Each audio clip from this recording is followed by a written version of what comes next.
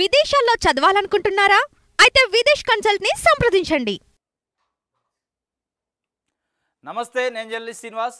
ఈరోజు న్యూస్ అనాలిసిస్లో ముందుగా సాక్షి పేపర్లో వచ్చిన వార్తను చూద్దాం. ఫామ్ హౌస్ సీఎంను కాను, నేను పనిచేసే ముఖ్యమంత్రిని. రేవంత్ రెడ్డి గారు చెబుతుండు, పన్నుల రూపంలో వేల కోట్ల కేంద్రానికి కడుతున్నాం, రాష్ట్రం హక్కుగా రావాల్సిన వాటా కోసం ఎన్నిసార్లైనా ఢిల్లీకి వెళ్తాం. తెలంగాణ ప్రజాపాలన దినోత్సవం సందర్భంగా జాతీయ జెండా ఆవిష్కరణ. పన్నుల రూపంలో వేల కోట్ల కేంద్రానికి కడుతున్నారట, ఆ రావాల్సిన వాటా కోసం ఎన్నిసార్లైనా ఢిల్లీ పోతారట. అంటే పన్నులు ఢిల్లీకి కడుతున్నాం కాబట్టి ఢిల్లీ నుంచి వసూలు చేసుకోవడానికి అలా ఢిల్లీ టికెట్లు పెట్టుకొని విమానం ఎక్కిపోవాలనా? అవి రావా? అంటే పన్నుల కోసమే మీరు పోతారా ఢిల్లీకి ఇన్నిసార్లు? క్యాబినెట్ విస్తరణ కోసం, పిసిసి అధ్యక్షుడి నియామకం కోసం, నామినేటెడ్ పదవుల కోసం, మీ పార్టీ వ్యవహారాల కోసం పోవట్లేదా? మాట్లాడితే నేను పనిచేసే ముఖ్యమంత్రి, ఫామ్ హౌస్ ముఖ్యమంత్రిని కాదంటాను. మీరు పనిచేసే ముఖ్యమంత్రి కావచ్చు, పని చేసినట్టే అనిపిస్తుంది, కానీ అక్కడ ఫలితం లేదు అనేది ఇలా ప్రజలు మాట్లాడుకుంటున్నారు. తెలంగాణలో ప్రజలు ఏం మాట్లాడుకుంటున్నారంటే, కేసీఆర్ ఫామ్ హౌస్లో ఉండేది కనపడపోయేది, కానీ పనులు అయ్యేది, టైంకి రైతు బంధు వచ్చేది, టైంకి రైతు బీమా వచ్చేది, టైంకి ఆ ప్రభుత్వ స్కీములు వచ్చేది. కానీ ఇలా అందరు ప్రజల ముందే కనపడుతున్న ముఖ్యమంత్రి, మంత్రులు కూడా రోజు ప్రజలలో తిరుగుతున్నట్టే ఉంది, కానీ మనకు రావాల్సిన పథకాలు రావట్లేదు, కావాల్సిన పనులు కావట్లేదు అని ఇలా మాట్లాడుకుంటున్నారు. మీరేమైనా పని చేసే ముఖ్యమంత్రి అన్నారు. ఎవరికి పని చేస్తారో, ఏం పని చేస్తారో, ఆ పని ఫలితం ఏంది అనేది ముఖ్యం కదా. ఇంకోటి ఏమన్నారు, పన్నులు రావాలిగా ఢిల్లీ పోయి రోజు వసూలు చేసుకొని రావడానికి మీరు ముఖ్యమంత్రి, మీరు క్యాషియర్ కాదు, లేదా సూపర్వైజర్ కాదు, లేదా ఫీల్డ్ ఆఫీసర్ కాదు, మీరు ముఖ్యమంత్రి, రాష్ట్రానికి ముఖ్యమంత్రి. ముఖ్యమంత్రి పోయి పన్నులను వసూలు చేసుకొని వచ్చే అవసరం ఉండదు. దానికి సంబంధించి అధికారులు ఉంటుంది, యంత్రాంగం ఉంటుంది. మన ఢిల్లీకి, కేంద్ర ప్రభుత్వానికి, రాష్ట్ర ప్రభుత్వానికి మధ్య ప్రతినిధి ఒక ఆయన ఉంటాడు, జితేందర్ రెడ్డి అని. వాళ్ళందరూ చేసే పని అదే, వాళ్ళకి అందుకే లక్షల జీతాలు ఇచ్చేది. మీరు దానికోసం పోయినా అని చెప్తే మరీ ప్రజలు పిచ్చోళ్ళు కాదు. మీరు పోయేది దేనికోసం, మీరు పోయే పార్టీ కార్యక్రమాలు ఏంది అన్నీ రోజు చూస్తున్నారు కదా, మీడియా కవర్ చేస్తుంది కదా. పని చేసే ముఖ్యమంత్రి కావచ్చు, కానీ ఆ పని ప్రజలకు ఉపయోగపడే విధంగా ఉంటే మంచిగా ఉంటుంది అనేది ఇలా ప్రజలు మాట్లాడుకుంటున్న పరిస్థితి. ఓన్లీ రాజకీయ విమర్శలకి, రాజకీయాల కోసమే కాకుండా తెలంగాణ చరిత్రను మరుగున పరిచారు. హైదరాబాద్ సంస్థానానికి స్వతంత్రం వచ్చిన రోజును చెప్పుకోలేని దుస్థితి. 3 ఏళ్లుగా కేంద్రమై తెలంగాణ విమోచన దినోత్సవం జరుపుతుంది. అధికారికంగా రాష్ట్ర ప్రభుత్వం విమోచన దినం నిర్వహించాలి. పరేడ్ గ్రౌండ్స్లో జరిగిన విమోచన దిన వేడుకల్లో కేంద్ర మంత్రి జి కిషన్ రెడ్డి చెబుతుంటూ తెలంగాణ చరిత్రను మరుగుపరిచారు అని చెప్పి. 1948 సెప్టెంబర్ 17న ఏదైతే తెలంగాణ హైదరాబాద్ సంస్థానానికి స్వతంత్రం వచ్చిందో దాన్ని విలీన దినోత్సవం అని ఒకళ్ళు, విమోచన అని బీజేపీ పార్టీ, ఇక కాంగ్రెస్ పార్టీ అయితే కొత్తగా ప్రజా పాలన దినోత్సవం అంటుంది. ఏ పాలన దినోత్సవం అయినప్పటికీ చరిత్రను అయితే తెలంగాణ చరిత్రను మరుగుపరుస్తారని బీజేపీ పార్టీ కేంద్ర ప్రభుత్వం చెబుతుంది. కేంద్ర ప్రభుత్వ ఆధ్వర్యంలో 3 సంవత్సరాల నుంచి ఇక్కడ అధికారికమైన కార్యక్రమం చేస్తున్నారు. తెలంగాణ విమోచన దినం అని, అది కూడా నిన్న పెరేడ్ గ్రౌండ్లో చేశారు. అది తెలంగాణ ప్రభుత్వం చేయాలి, తెలంగాణ విమోచన దినం పేరుతోనే అని చెప్పి బీజేపీ డిమాండ్ చేస్తుంది. కానీ వీళ్ళు ప్రజా పాలనా దినోత్సవం అని ఒకవైపు ముఖ్యమంత్రి చేసింది, నిన్న దాన్ని ప్రజాపాలన దినోత్సవం అని చెప్పారు. ఇప్పటి నుంచి ఈ ప్రజాపాలన దినోత్సవం కూడా ఇప్పుడు మొట్టమొదటిసారి అన్నమాట, సెప్టెంబర్ 17ని రాష్ట్ర ప్రభుత్వం అధికారికంగా చేయటం. ఇది కంటిన్యూ అయింది ప్రజాపాలన దినోత్సవంగా. వాళ్ళేమో విమోచన దినోత్సవం వాళ్ళు అంటారు. ఇది ఒక వార్త.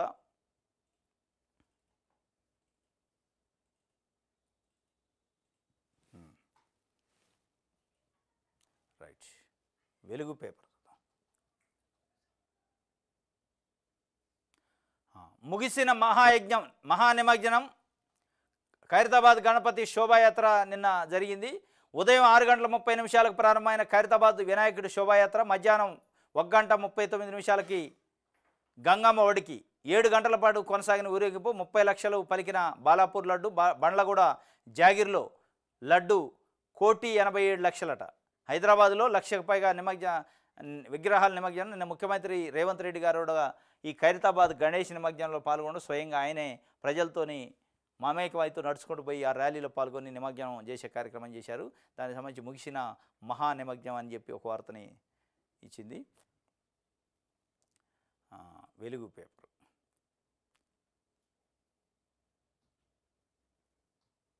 రైట్, ఢిల్లీ సీఎంగా అతీషి ప్రతిపాదించిన అరవింద్ కేజ్రీవాల్ ఏకగ్రీవంగా ఆమోదించిన ఆప్ ఎమ్మెల్యేలు సీఎం పదవి కేజ్రీవాల్ రాజీనామా, ఎల్జీ వీకే సక్సేనాను కలిసి రిజైన్ లెటరు. ఈ నెల 26, 27 తేదీలో అసెంబ్లీ స్పెషల్ సెషన్, అప్పుడే ప్రమాణ స్వీకారం చేస్తారనే సమాచారం. టీచర్ నుంచి ముఖ్యమంత్రి దాకా ఎదిగిన అతీషి అట, ఢిల్లీ సీఎంగా అతీషి ఇప్పుడు అరవింద్ కేజ్రీవాల్ క్యాబినెట్లో మంత్రిగా ఉందాము. అరవింద్ కేజ్రీవాల్, మనీష్ సిసోడియా జైల్లో ఉన్నప్పుడు ఆమె ప్రభుత్వాన్ని నడిపారు, కీలకంగా వ్యవహరించారు. కాబట్టి ఆమెకి నిన్న LP legislative party Aam Aadmi party ఏకగ్రీవంగా ఎన్నుకుంది. దానికి సంబంధించిన లెటర్ను కూడా గవర్నర్కి ఇచ్చారు. అరవింద్ కేజ్రీవాల్ నిన్న రాజీనామా చేసిండు. దానికి సంబంధించి ఒక వార్తని ఇచ్చారు. వచ్చే 5 ఏళ్లలోపే జమిలీ ఎన్నికలు, కేంద్ర హోంమంత్రి అమిత్ షా ప్రకటన. మోదీ 3.0 సర్కార్కు 100 రోజులు, కేంద్ర ప్రభుత్వం ప్రోగ్రెస్ రిపోర్ట్ వివరించిన షా. జనాభా లెక్కలపై అతి త్వరలోనే ప్రకటన. మణిపూర్లో శాంతికి ప్రయత్నిస్తున్నామని వెల్లడి. ఇంకా ప్రయత్నించడమే. ఎన్నేళ్ళు ప్రయత్నిస్తారు? ఎన్నేళ్ళు ప్రయత్నించేది? ప్రోగ్రెస్ రిపోర్ట్ ఇచ్చారట 100 రోజులది. ఏం ప్రోగ్రెస్ ఉంది, ఏం రిపోర్ట్ ఉంది? ఎక్కడుంది ప్రోగ్రెస్? మణిపూర్లో అట శాంతికి ప్రయత్నం చేస్తారట. మరి ఎన్నేళ్ళు చేస్తారో, ఎంతమంది చచ్చిపోయే జాతర తెలియదు. వచ్చే 5 ఏళ్ల లోపు అయితే జమిలీ ఎన్నికలట. మొత్తానికి జమిలీని పట్టుకున్నారు. బీజేపీకి ఒక భయము, ఒక ఫియర్ పట్టుకుంది. ఇగో ఇదే పద్ధతిలో ఎన్నికలు పోతే మనం గెలవలేము, ఏదో ఎకరంగా జమిలీలు తీసుకురావాలి, మళ్ళీ 4వసారి గెలవడానికి ఒక ప్రయత్నం, ఒక పునాది వేసుకుంటున్నారు. మరి దాంట్లో ఎంతమందిని బలిపశువులు చేస్తారో, ఎన్ని రాజకీయ పార్టీలు మింగేస్తారో తెలియదు. కానీ జమిలీ ఎన్నికలు అనేది ఒకటి పట్టుకున్నారు.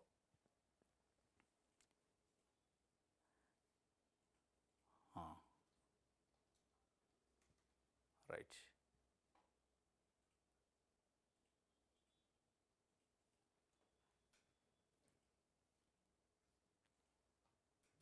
వచ్చే ఏడాది నుంచి రైతు కూలీలకు 12,000 ఇస్తాం. సేంద్రియ సాగుపై రైతులు ఫోకస్ చేయాలి. బట్టి విక్రమార్క చెబుతుంటే వచ్చే ఏడాది నుంచి రైతు కూలీలకు, అంటే ల్యాండ్లెస్ పీపుల్ ఎవరైతే ఉన్నారో వాళ్ళకి నష్టం జరుగుతుంది. వాస్తవంగా రైతులకి రైతు బంధు వస్తుంది, భూమి ఉన్న వాళ్ళకి రైతు బీమా వస్తుంది, పంట రుణాలు వస్తున్నాయి, రుణమాఫీలు వస్తున్నాయి. కానీ అసలు మరి ఏం భూమి లేకుండా వ్యవసాయం పైన ఆధారపడి కూలి చేసే వాళ్ళకి ఎట్లా ప్రభుత్వం నుంచి బెనిఫిట్ రావాలని చెప్పి ఒక ఆలోచన చేసి కేసీఆర్ వాళ్ళని ఆలోచన చేయలేదు. వాళ్ళని మేము ఆదుకుంటామని చెప్పి రాష్ట్ర కాంగ్రెస్ పార్టీ మేనిఫెస్టోలో పెట్టింది. అప్పుడు వాళ్ళు అన్నది 100 రోజుల్లోనే ఇస్తారన్నారు. కానీ వచ్చే ఏడాదికి పోస్ట్పోన్ చేస్తున్నారు. 12,000 ఇస్తారట ఒక రైతు కూలికి అని చెప్పి బట్టి విక్రమార్క నిన్న ఉప ముఖ్యమంత్రి చెప్పిన పరిస్థితి. దానికి సంబంధించి ఒక వార్తని వెలుగు పేపర్ ఇచ్చింది. వచ్చే ఏడాది అట, ఈ ఏడాది కాదు. ఒక ఏడాది మింగేశారు. 5 ఏళ్లలో ఒక సంవత్సరం పోయింది, 4 ఏళ్ళు ఇస్తారట 12,000 చొప్పున. అది ఎంతమందికి ఇస్తారు, ఎట్లా గుర్తిస్తారో మరి, మళ్ళీ అది ఎంత ప్రాసానం అయితే ఇంకొక ఏడాది పోద్దా, లేకపోతే ఎలక్షన్ ముందు ఇస్తారో తెలియదు. కానీ ఇది మింగేసిన పరిస్థితే కనపడుతుంది.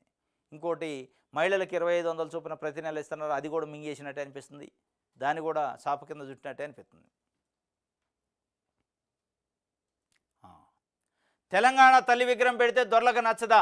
సెక్రటరియట్లో ప్రతిష్ఠిస్తే మీకేం ఇబ్బంది? ట్విట్టర్లో కేటీఆర్ను ప్రశ్నించిన టీ కాంగ్రెస్. ఓడిపోయినా మీ బుద్ధి మారలేదంటూ ఫైరు.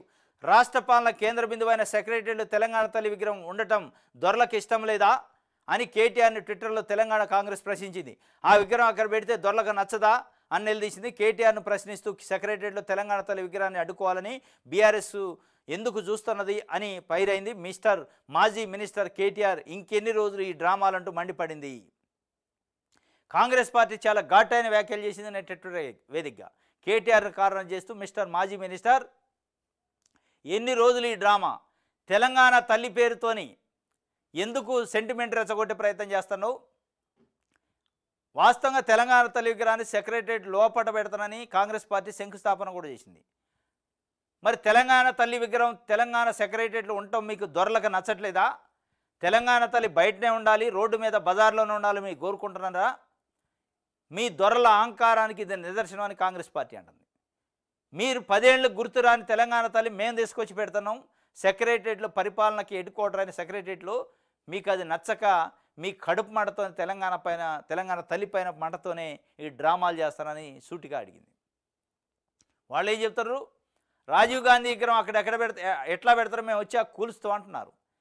రాజీవ్ గాంధీ విగ్రహాన్ని ఎక్కడ పెట్టాలి ఏంది అనేది ప్రభుత్వం చూసుకుంటుంది.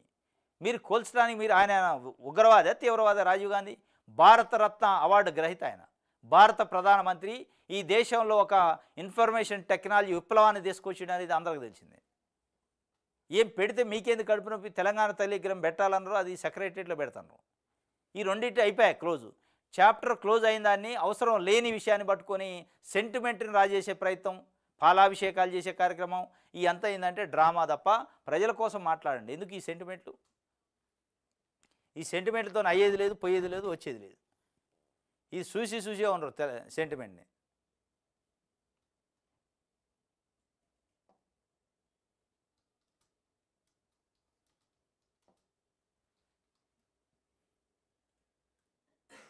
ప్రజాపాలన దినోత్సవం దేనికి సంకేతం?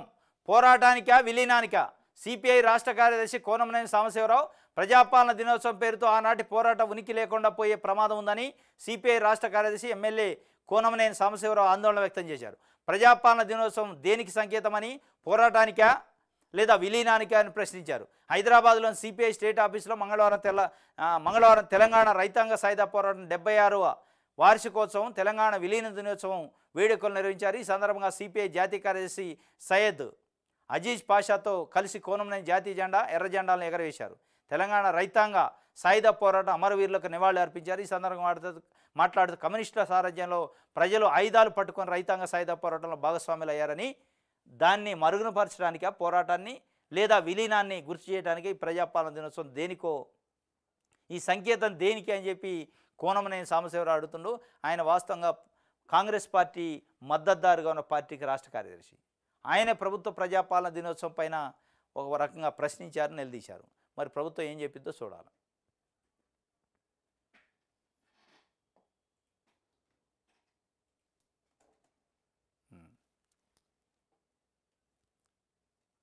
ఇది వెలుగు పేపర్కి సంబంధించి దిశ చూద్దాం.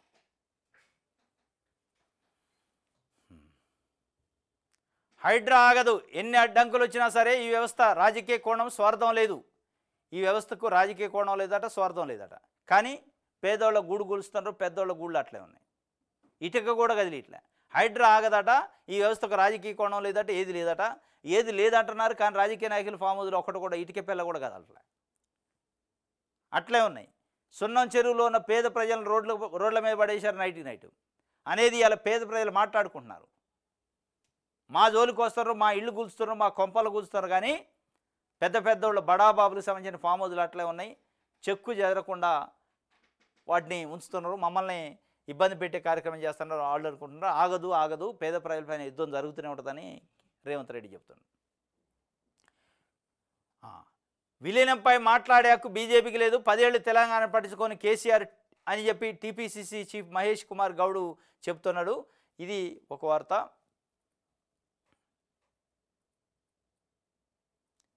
కొంపలేం మునగవు, కూల్చివేతలు ఆపండి, బుల్డోజర్ చర్యలను హీరోయిజంగా చూపే ప్రయత్నం చేయొద్దు, సుప్రీంకోర్టు కీలక వ్యాఖ్యలు. వచ్చే నెల 1 వరకు దేశవ్యాప్తంగా కూల్చివేతలపై స్టే, ప్రభుత్వ స్థలాల్లో అక్రమ కట్టడాల తొలగింపును మినహాయింపు. వచ్చే నెల 1 వరకు దేశవ్యాప్తంగా కూల్చివేతలు నిలిపేయాలని సుప్రీంకోర్టు స్పష్టం చేసింది. దీనిపై స్టే విధిస్తూ నిర్ణయం తీసుకుంది. పబ్లిక్ రోడ్లు, ఫుట్పాత్లు, ప్రభుత్వ స్థలాలు, రైల్వే వంటి స్థలాల్లో అనుమతి లేకుండా నిర్మించిన కట్టడాలను మాత్రం తొలగించవచ్చని క్లారిటీ ఇచ్చింది. మొత్తాన్ని సుప్రీంకోర్టు ఒక సెన్సేషనల్ ఆర్డర్ ఇచ్చింది నిన్న. కొంపలేం మునగవు, బుల్డోజర్ కూల్చివేతలను ఆపండి, దేశవ్యాప్తంగా మీరు అడ్డగోలుగా కోల్చొద్దు, అక్టోబర్ 1 వరకు మేము స్టే ఇస్తున్నామని చెప్పింది. అయితే రైల్వే కానీ, ప్రభుత్వ స్థలాలు కానీ, ఫుట్పాత్లు, పబ్లిక్ రోడ్లు ఏమైనా కబ్జా చేసి కడితే వాటిని అయితే కోల్చండి, మిగతా వాటిని అడ్డగోలు కోల్చొద్దని సీరియస్ వార్నింగ్ ఇచ్చింది కేంద్ర ప్రభుత్వానికి, అటు రాష్ట్ర ప్రభుత్వాలకి. మరి ఆ ఎఫెక్ట్ హైడ్రా పైన ఉంటుందా అనేది ఒక ప్రశ్న. ఎందుకంటే హైడ్రా అని పార్టీ లేదు అందులో. హైడ్రా పార్టీ లేకుండా వేసారా పిటిషన్, నేషనల్ వైడ్ వేసిన పిటిషన్ అది. ఇది దిశకు సంబంధించి నమస్తే తెలంగాణ చూద్దాం. ఊరికి దక్షిణాన ఉరిమేను భూమాయట, 4th సిటీ ఫ్యూచర్ ట్రెండింగ్ అట. ఇది ఊరుకు దక్షిణాన అంటే అవుటర్ రింగ్ రోడ్డుకు సంబంధించి, అదే RRRకి సంబంధించి అలైన్మెంట్ మార్చారని ఒకటి. ఇంకోటి 4th సిటీ అని ముఖ్యమంత్రి రేవంత్ రెడ్డి గారు ప్రమాణ స్వీకారం చేసినప్పటి నుంచి ఇప్పటివరకు అంటనే ఉండవు. 4th సిటీ అంటుండు, ఫ్యూచర్ సిటీ అంటుండు, హెల్త్ హబ్ అంటుండు, ఫార్మా హబ్ అంటుండు, రకరకాలు చెప్తుండు. అవి మొత్తం చెప్పేది కూడా ఆ ముచ్చెర్ల ఆ ఏరియాలో కందుకూరు ఆ ప్రాంతంలో ఎందుకు అక్కడే పెడతారు, దాని వెనక ఏదో భూమాయి ఉందని నమస్తే తెలంగాణ చెప్తున్నారు. వాస్తవంగా బయట ప్రజలు మాట్లాడుకుంటుంది కూడా అది.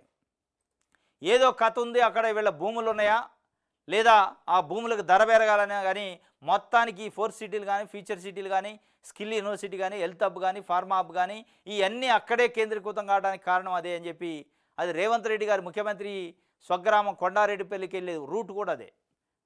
మరి ఆ ఏరియాలో ఆయనకి ఏమైనా భూములు ఉన్నాయా, ఆయన అనుచరులకు భూములు ఉన్నాయా, ఆయన బంధువర్గానికి భూములు ఉన్నాయో తెలియదు, కానీ మొత్తానికి అక్కడే పెడుతున్నానని నమస్తే తెలంగాణ చెబుతుంది. ఈ భూమాయ ఉంది దీంట్లో.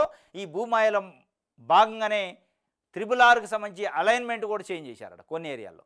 ఆ అలైన్మెంట్ చేంజ్ అనుకున్న మతలబ్ ఏంది, ఆ అలైన్మెంట్ చేంజ్లో లబ్ధి పొందుతున్న బడా బాబులు ఎవరనేది ఇక్కడ సూటిగా అడుగుతుంది నమస్తే తెలంగాణ. ఇగో అలైన్మెంట్కి సంబంధించి గ్రీన్ కలర్లో కనిపిస్తున్న లైను ఇంతకుముందు ఫైనల్ చేసిన రీజనల్ రింగ్ రోడ్డు ఇది.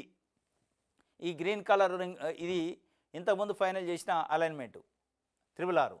బ్లూ కలర్లో కనిపిస్తున్న లైన్ ప్రస్తుత సర్కార్ రీడిజైన్ చేసిందట. ఇది బ్లూ కలర్. ఈడ గ్రీన్ కలర్ ఉంటే దాన్ని ఇక్కడ తీసుకొచ్చి పెట్టారు. ఇక్కడ ఎవరియో భూములు ఉన్నాయి, ఇప్పుడు ప్రభుత్వంలో ఉన్న పెద్దలకు సంబంధించి ఉండుంటేనే ఇగో కంప్లీట్ తీసి ఎత్తి ఇక్కడ పెట్టారు తెచ్చి.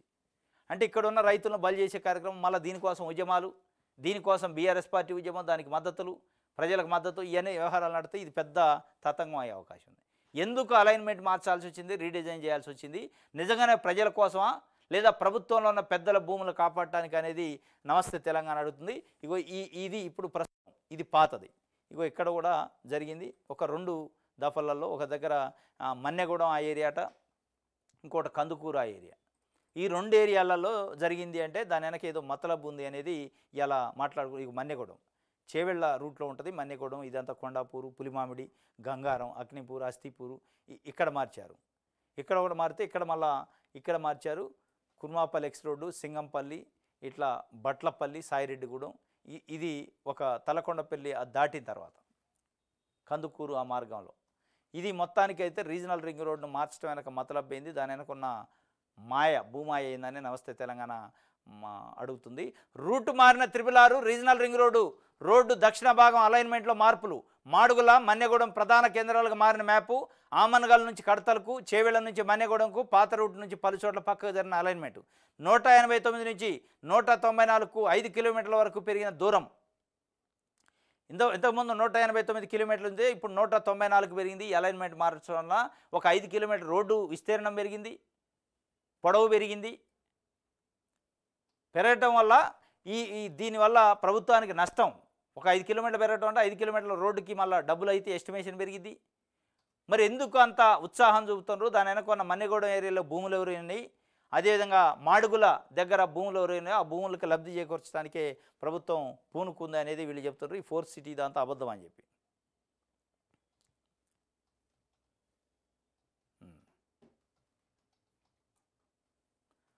చేతనైతే 420 హామీలు అమలు చేయి.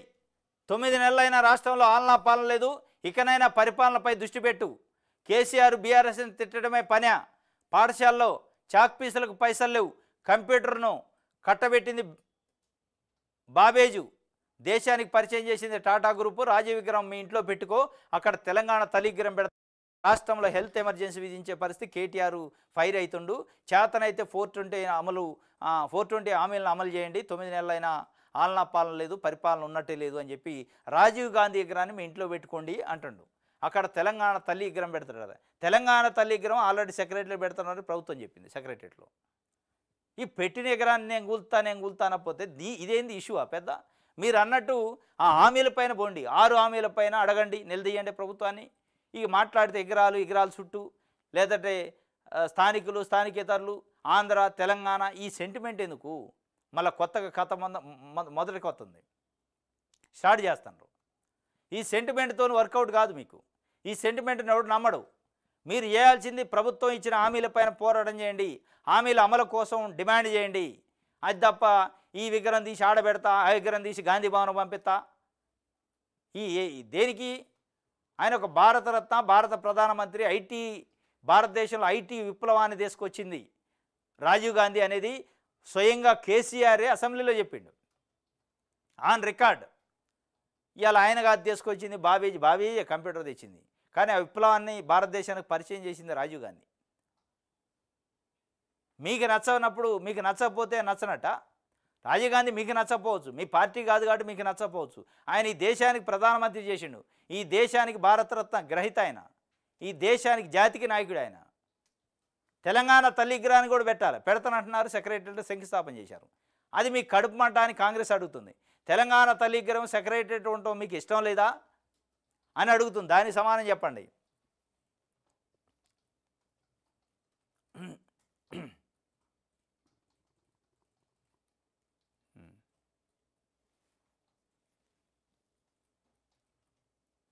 రైట్. వరద సాయంలోనూ మెలకట పక్కాగా లేని వరద బాధితుల సర్వే 3,800 కుటుంబాలకు నష్టమని అంచనా, 2,813 కుటుంబాలు నష్టపోయినట్టు క్షేత్రస్థాయి నిర్ధారణ. సాంకేతిక కారణాలతో 318 కుటుంబాలకు అందని సాయం కేటగిరీలుగా విభజించి వందలాది మందికి మొడి చేయి తహసీల్దార్ కార్యాలయంలో వరద బాధితుల ఆందోళన. ఖమ్మం రూరల్ మండలం ఆర్ఐ ఎదుట మొరబెట్టుకుంటున్న పరిహారము అందని మున్నేటు వరద బాధితులట. అధికారులు కళ్ళారా చూశారు, మా ఇల్లు పూర్తిగా మునిగింది అయినా మాకు నష్టపరిహారం రాలేదు అని చెప్పి వరద సాయంలోనూ మెలకలు పెట్టారట. దాదాపు 3,800 మంది వరద బాధితులు ఉన్నారని చెప్పారు, కానీ 2,813 మందికి ఇచ్చారు. టెక్నికల్ ఇష్యూస్ని ఇది చెప్పాను, కానీ మళ్ళా సేకరిస్తామని తహసీల్దార్ చెప్తుండ్రు రాంప్రసాద్. డేటా మళ్ళీ సేకరిస్తారట, ఆందోళన చెందొద్దని చెప్తుండు.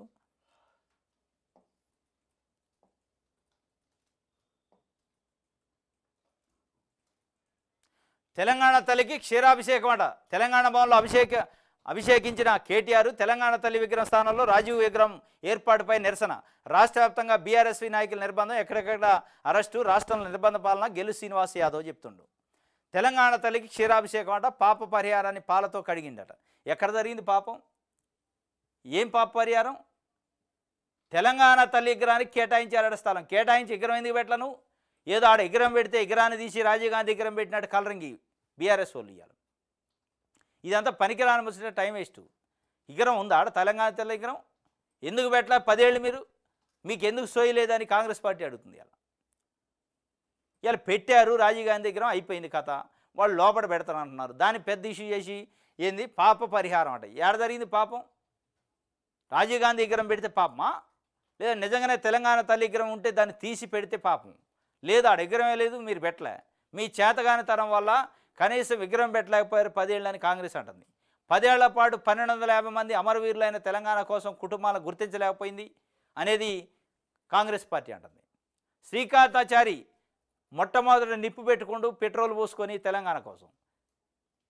ఇవాళ శ్రీకాంతాచారి తల్లి రోడ్ల మీద ఉంది, పెట్రోల్ పోసుకొని అగ్గిపేట దొరకని హరీష్ రావు 2 సార్లు మంత్రి అయ్యిండు అనేది ఇవాళ తెలంగాణ సమాజం అనుకుంటుంది. అగ్గిపేట దొరకని హరీష్ రావు అయితే మంత్రి అయ్యిండు, కానీ అగ్గిపెట్టుకొని అంటించుకున్న శ్రీకాంతాచారి తల్లి ఇవాళ కనీసం ఒక నామినేటెడ్ పోస్ట్ కూడా పొందలేని పరిస్థితి 10 ఏళ్ళ జరిగింది. మీరు పాపం చేసింది మీ పాప పరిహారానికి పాలాభిషేకాలు చేయాలనేది ఇవాళ కాంగ్రెస్ పార్టీ అంటుంది. మీరేమన్నారు? రాజీవ్ గాంధీ విగ్రహం పెట్టారు కాబట్టి పాప పరిహారం అంటే పాప పరిహారానికి పాలాభిషేకాలు చేస్తే అయిపోద్దా?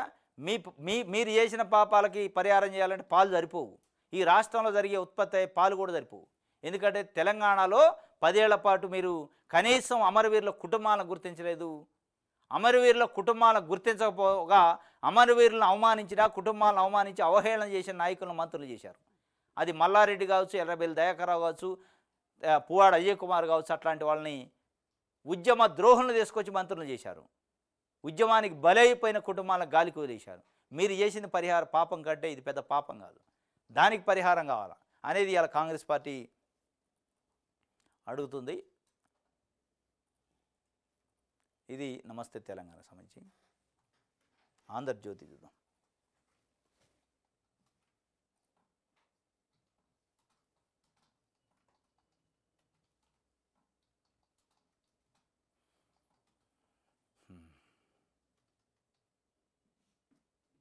కేసీఆర్ని తిట్టుకుంటే రోజు గడవదా? రాష్ట్రానికి రేవంత్ చేసింది మేలా లేక కీడా? అప్పులపై ఆర్థిక సంఘానికి తప్పుడు లెక్కలు, అబద్ధాల పునాదులపైన రాష్ట్ర ప్రభుత్వం. జై తెలంగాణ అననోళ్లు నివాళితో అమరులు. ఆత్మఘోష. మాజీ మంత్రి హరీష్ రావు ధ్వజం. రాసుకో, రాజీవ్ విగ్రహం తొలగిస్తాం. నీకు ఇష్టమైతే జూబ్లీస్లో నీ ఇంట్లో పెట్టుకో, తెలంగాణ తల్లి ఉండాల్సిన చోట కాదు అని కేటీఆర్ చెప్తుండు. తెలంగాణ రాసుకోవాలట, రాజీవ్ విగ్రహం పెడతామని. ఇది కాదు మీరు చెప్పాల్సింది. రాసుకోండి, మేము వస్తే ఒక 4 లక్షల ఉద్యోగాలు ఇస్తాం నిరుద్యోగులకు అని చెప్పండి. రాసుకోండి, మేము వస్తే తెలంగాణనిగో ఈ విధంగా చేస్తాం, తెలంగాణ అమరవీరులను గుర్తిస్తాం, 10 ఏళ్లలో మేము చేయలేకపోయినాం, మళ్ళీ ఈసారి రాసుకోండి అని చెప్పండి.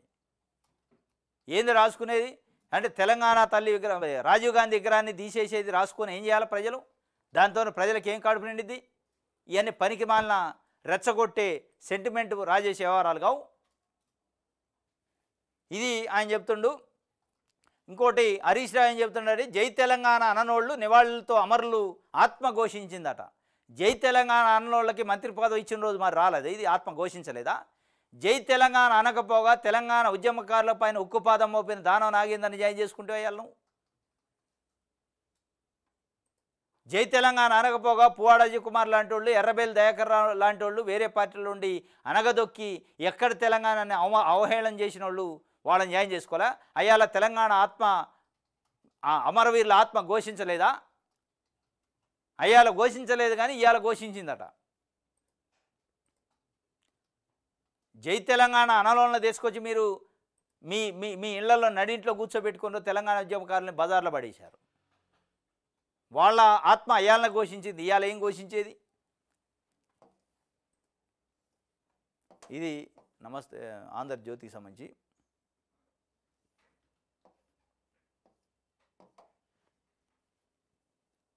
రైట్. ఈనాడు చూద్దాం.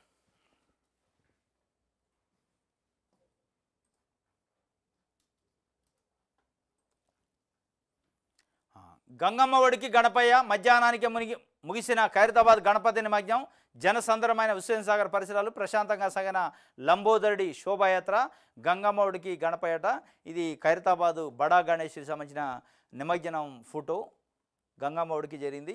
ఇక సెలవంటూ గంగమ్మ ఒడికి చేరుతున్న ఖైరతాబాదు ప్రముఖ మహాగణపతి. దీనికి సంబంధించి ముఖ్యమంత్రి రేవంత్ రెడ్డి గారు కూడా నిన్న ఈ శోభాయాత్రలో పాల్గొన్నారు. సెక్రటరీ దగ్గరలో వచ్చినప్పుడు ఆయన స్వయంగా పాల్గొని ప్రజలతో మమేకమై ఆ నిమజ్జన కార్యక్రమాలు చూసిండు. ఇది ఒక వార్త.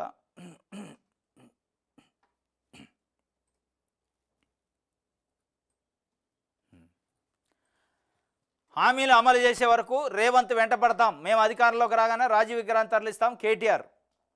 తెలంగాణ భవన్లో జాతీయ సమైక్యత దినోత్సవం నిర్వహణ. హామీలు అమలు చేసే వరకు రేవంత్ వెంట పడతాం, పడండి. ఇది కోరుకునేది ప్రజలు. కానీ రాజీవ్ గాంధీ విగ్రహాన్ని తీసుకొచ్చి ఇంటికి పంపిస్తా, తెలంగాణ పంపిస్తా, తెలంగాణ భవన్ అదే గాంధీ భవన్ పంపిస్తా, ఈ కాదు ప్రజలు కోరుకున్నది. హామీలు అమలు అయ్యే వరకు ప్రభుత్వాన్ని వెంటబడండి, ప్రభుత్వం పైన ఒత్తిడి తేయండి, అది కోరుకుంటున్నారు. అది వదిలిపెట్టి మీరు సెంటిమెంట్లు ఆయింట్మెంట్లు వ్యవహారాలు చేసే కార్యక్రమం చేస్తే ప్రజలు క్షమించరు.